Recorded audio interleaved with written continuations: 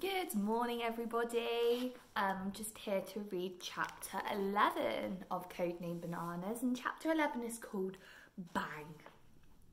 No, screamed Eric, jumping between Gertrude and the rifle. He knocked the gun out of Batter's hand as he did so.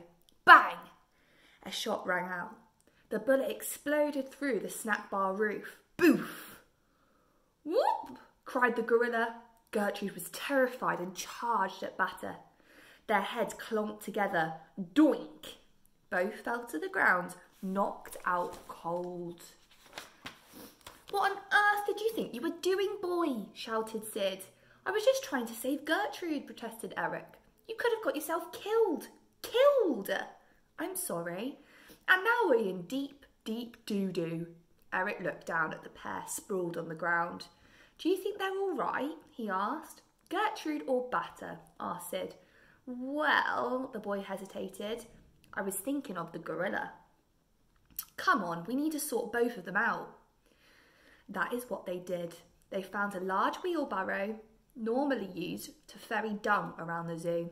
Ladies first, announced Sid, and with great effort they lifted Gertrude into it. She was wheeled back to her cage, which they thought was the safest place for her despite the damage to the roof. First, Sid and Eric untied the rope and then attached it to the top of the roof.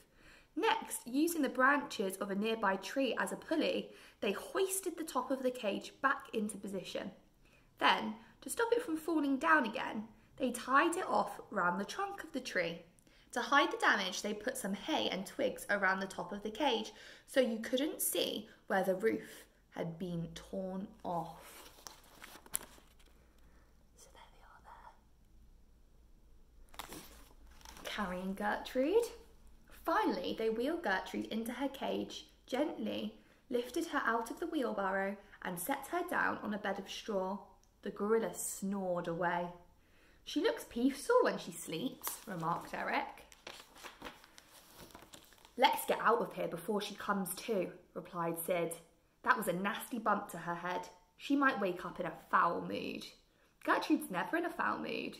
No, but we'd be safest on the other side of this cage. Come on. The boy gave his friend a goodnight kiss on her forehead, just like his mum and dad used to do to him. Sleep tight, he said. By the time they were out of her cage, dawn was rising over the zoo. With the sun up, Eric and Sid could see plumes of thick, black smoke rising up all over London. This must have been one of the worst nights of bombing in the war so far. Night after night, building by building, London was being flattened. If the explosions of the bombs didn't bring death and destruction, then the blaze they caused would.